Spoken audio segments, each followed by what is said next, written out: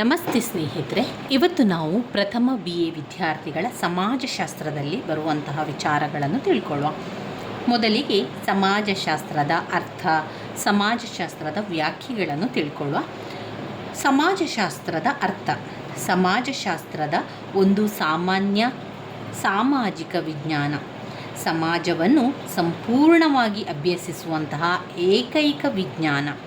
ಸಮಾಜಶಾಸ್ತ್ರವು ಇತ್ತೀಚೆಗೆ ಹುಟ್ಟಿದಂತಹ ಶಾಸ್ತ್ರವಾಗಿದೆ. ಮಾನವ ಸಮಾಜದ ಮತ್ತು ಜೀವನದ ವೈಜ್ಞಾನಿಕ ವಿಶ್ಲೇಷಣೆ ಸಮಾಜಶಾಸ್ತ್ರದ ಪ್ರಮುಖ ಉದ್ದೇಶವಾಗಿರುವಂಥದ್ದು. ಇನ್ನು ಮಾನವ ಬುದ್ಧಿಜೀವಿ, ಅವನು ಆದಿಕಾಲದಿಂದಲೂ ತನ್ನ ಸುತ್ತಮುತ್ತಲಿನ ಪರಿಸರವನ್ನು ಪರಿಚಯ ಮಾಡಿಕೊಳ್ಳಲು ಶ್ರಮಿಸುತ್ತಾ ಬಂದಿದ್ದಾನೆ. ಈ ಒಂದು ಪರಿಸರವು ವೈವಿಧ್ಯಮಯವಾಗಿದೆ. ಅದಕ್ಕೆ ತಕ್ಕಂತೆಯೇ ವಿಶ್ವದ ಸಮಾಜಗಳು ಕೂಡ ರೂಪುಗೊಂಡಿದೆ. ಹೀಗೆ ರೂಪುಗೊಂಡಂತಹ ಸಮಾಜಗಳಿಗೆ ಸಂಬಂಧಿಸಿದ ವಿಷಯಗಳ ಅಧ್ಯಯನವು ಮಾನವನು ಜ್ಞಾನ ಸಂಪಾದಿಸಲು ಆರಂಭಿಸಿದ ದಿನದಿಂದಲೂ ಕೂಡ ಸತತವಾಗಿ ಮುಂದುವರೆದಿದೆ. ಅಸಂಖ್ಯಾತ ಶತಮಾನಗಳ ಪರಂಪರೆ ಹಲವಾರು ದೇಶಗಳ ಋಷಿಗಳು, ತತ್ವಜ್ಞಾನಿಗಳು, ಧರ್ಮಪ್ರವಾದಿಗಳು, ರಾಜನೀತಿಜ್ಞರು ಮೊದಲಾದವರು ಸಮಾಜದ ಸ್ಥಿತಿಗಳು, ಸಮಾಜದ ಆಗುಹೋಗುಗಳು, ಇನ್ನು ಅಲ್ಲಿರುವಂತಹ ಧ್ಯೇಯ ಧೋರಣೆಗಳ ಬಗ್ಗೆ ಚಿಂತನೆಯನ್ನು ಮಾಡುತ್ತಲೇ ಬಂದಿದ್ದಾರೆ.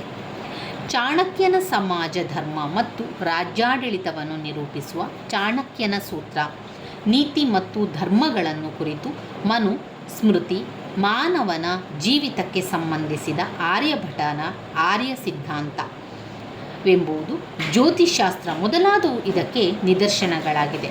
ಪಾಶ್ಚಿಮಾತ್ಯ ದೇಶಗಳಲ್ಲಿ ಗ್ರೀಕ್ ದೇಶದ ಪ್ಲೇಟೋನ ರಿಪಬ್ಲಿಕ್, ಅರಿಸ್ಟಾಟಲ್ನ ರಾಜ್ಯಶಾಸ್ತ್ರ ಮತ್ತು ನೀತಿಶಾಸ್ತ್ರ ಮೊದಲಾದ ಗ್ರಂಥಗಳಲ್ಲಿ ಸಮಾಜದ ಸ್ಥಿತಿಗತಿಗಳ ಬಗ್ಗೆ ವಿವೇಚನೆಯನ್ನು ಕೂಡ ಮಾಡಿರುವಂಥದ್ದು ಕಾಣ್ಬೋದು.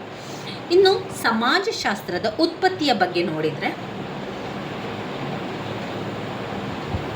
ಸಮಾಜಶಾಸ್ತ್ರವು ಇತ್ತೀಚೆಗೆ ಬೆಳೆದು ಬಂದ ಒಂದು ವಿಜ್ಞಾನವಾಗಿದೆ. ಕ್ರಿಸ್ತಶಕ 19ನೇ ಶತಮಾನದ ಪೂರ್ವಾರ್ಧದಲ್ಲಿ ಪ್ರತ್ಯೇಕವಾದ ವಿಜ್ಞಾನದ ಶಾಖೆಯಾಗಿ ಅಸ್ತಿತ್ವಕ್ಕೆ ಬಂದಿದೆ.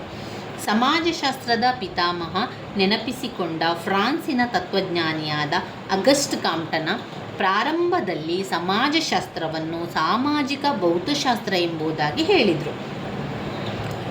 ಅಂದರೆ ಈ ಪದವನ್ನು ಬೆಲ್ಜಿಯಂ ದೇಶದ ಸಂಖ್ಯಾಶಾಸ್ತ್ರಜ್ಞರಾದ ಅಡಾಲ್ಫ್ ರೇ ಫಾಲರು 1835ರಲ್ಲಿ ತನ್ನ ಪುಸ್ತಕದ ಶೀರ್ಷಿಕೆಯಲ್ಲಿ ಬಳಸಿದ್ದುದರಿಂದ ಕ್ರಿಸ್ತಶಕ 1839ರಲ್ಲಿ ಪಾಸಿಟಿವ್ ಫಿಲಾಸಫಿ 4ನೆಯ ಸಂಪುಟದಲ್ಲಿ ಸೋಷಿಯಾಲಜಿ ಎನ್ನುವ ಪದವನ್ನು ಅಗಸ್ಟ್ ಕಾಮ್ಟರವರು ಬಳಸಿದರು.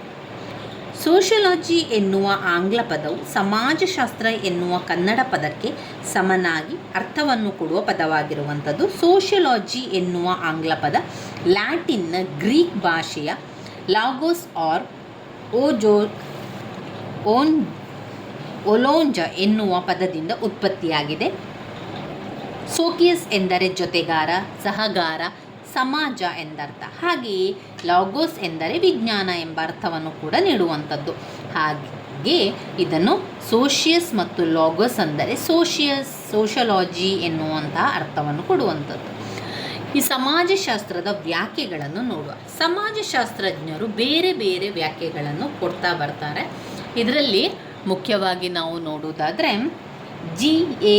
ಲ್ಯಾಂಡ್ಬರ್ಗ್ ಇವರ ಪ್ರಕಾರ ಸಮಾಜಶಾಸ್ತ್ರವು ಒಂದು ಸಮಾಜ ವಿಜ್ಞಾನವಾಗಿದೆ. ಹರ್ಟನ್ ಆ್ಯಂಡ್ ಹಂಟರ್ ಅವರ ಪ್ರಕಾರ ಸಮಾಜಶಾಸ್ತ್ರವು ಸಮಾಜವನ್ನು ವೈಜ್ಞಾನಿಕವಾಗಿ ಅಧ್ಯಯನ ಮಾಡಲು ಪ್ರಯತ್ನಿಸುವುದು. ಮೂರನೆಯದು ಕಿಂಬಲ್ ಯಂಗ್ ಅವರ ಪ್ರಕಾರ ಸಮಾಜದಲ್ಲಿನ ಮಾನವನ ವರ್ತನೆಯ ಅಧ್ಯಯನವೇ ಸಮಾಜಶಾಸ್ತ್ರ. ಸಮೂಹದಲ್ಲಿನ ಮಾನವನ ವರ್ತನೆಯ ಅಧ್ಯಯನವೇ ಸಮಾಜಶಾಸ್ತ್ರ. ಮೆಕೈವರ್ ಮತ್ತು ಪೇಜ್ ಅವರ ಪ್ರಕಾರ ಸಮಾಜಶಾಸ್ತ್ರವು ಸಾಮಾಜಿಕ ಸಂಬಂಧಗಳ ಕುರಿತಾದದ್ದು. ಇಮೆಲೆ ಡರ್ಕಿಮ್ ಅವರ ಪ್ರಕಾರ ಆಧುನಿಕ ಸಮಾಜಶಾಸ್ತ್ರದ ಪಿತಾಮಹ ಸಾಮಾಜಿಕ ಸಂಸ್ಥೆಗಳ ವಿಜ್ಞಾನವೇ ಸಮಾಜಶಾಸ್ತ್ರ ಅಂತ ಹೇಳಿದ್ದಾರೆ.